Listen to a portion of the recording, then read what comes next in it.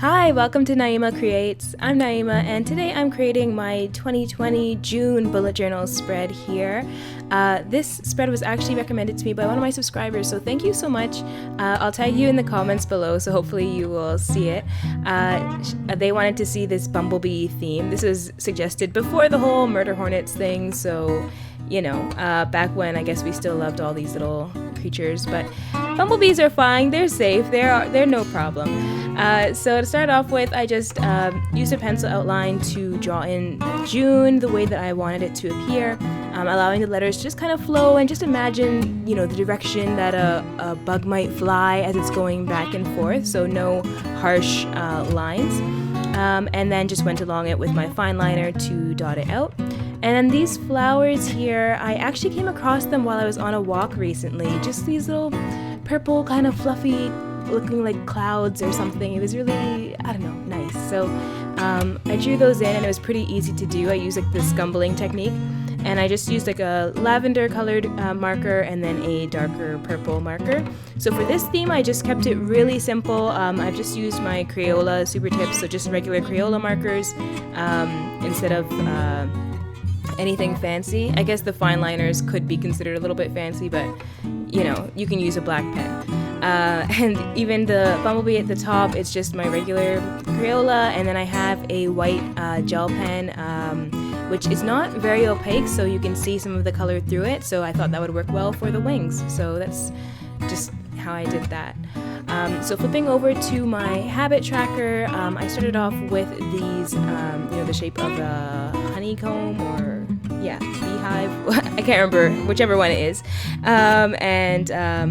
So I just kind of counted using the squares in my journal. So I did 5 and 5 along the top, so horizontally. And then basically from each corner I counted down 10 squares, and then I was able to line everything up from there in pencil before I went over it in marker.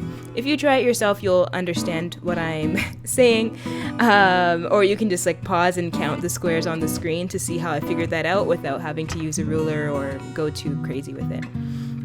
So then I just sort of figured out my days of the month here, so 5 going up, 7 going across, wrote in all those numbers, which was not as difficult as it seems, it wasn't as tedious as it seems, and then added the actual items that I'm going to be tracking.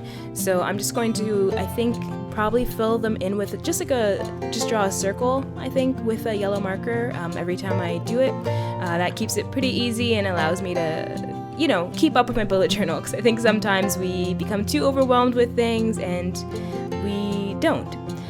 So I've added in this little drop shadow here with my thinnest fine liner around each habit that I'm tracking, just to let it pop a bit more from the page before I moved on to the next one. So on this side, I decided, I haven't actually really used this before. I know people put these in the mood tracker, so I decided to add this in, but rather than doing, you know, just having like I don't imagine that your mood stays the same for the entire day. Sometimes it does, but I don't know, I think things affect your mood. So I wanted to sort of track what those things were, especially given this time period, because, you know, sometimes you just feel down, you don't really know why or when it started happening.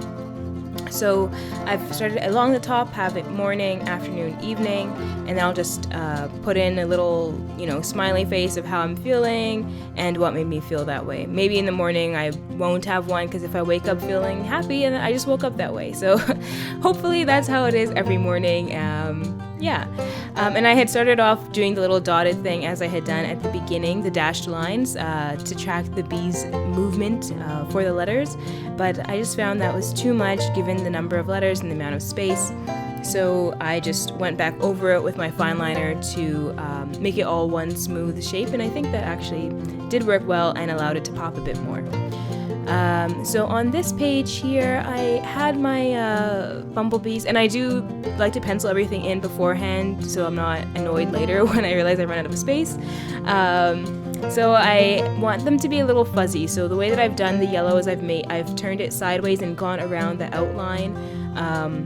I guess it doesn't quite make sense. Hopefully you can just follow along and see what I've done with the bees, which is the same thing I did with the first one. Just making the edges look fuzzy before I then added in the black for the lines.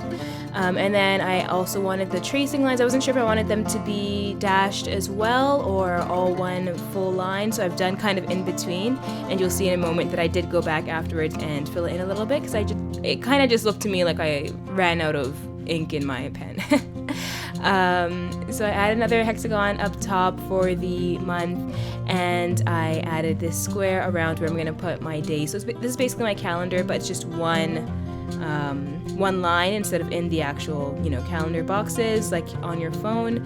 And when you're drawing straight lines, if you go back, you can see I don't move my fingers, I don't move my wrist. I just am holding the pen in place and then just pulling my arm back. That's how you get it straight. And of course the dotted lines or the dots in the journal do help you to follow along with that, but just pull your arm back, practice with that, you'll get a straight line, no problem.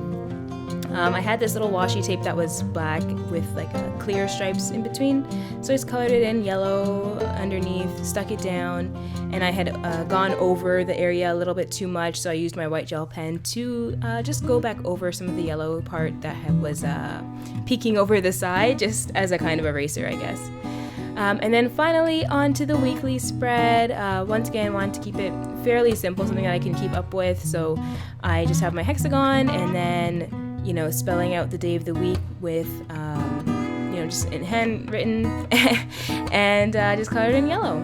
So that's my monthly spread for the Bumblebee for June. I hope that you found it simple, easy to follow, and maybe inspiring to you to do in your own journal. If you like this video, give it a like, subscribe, all the usual stuff. And in general, just thanks for watching. Really appreciate it. Take care of yourself. Bye.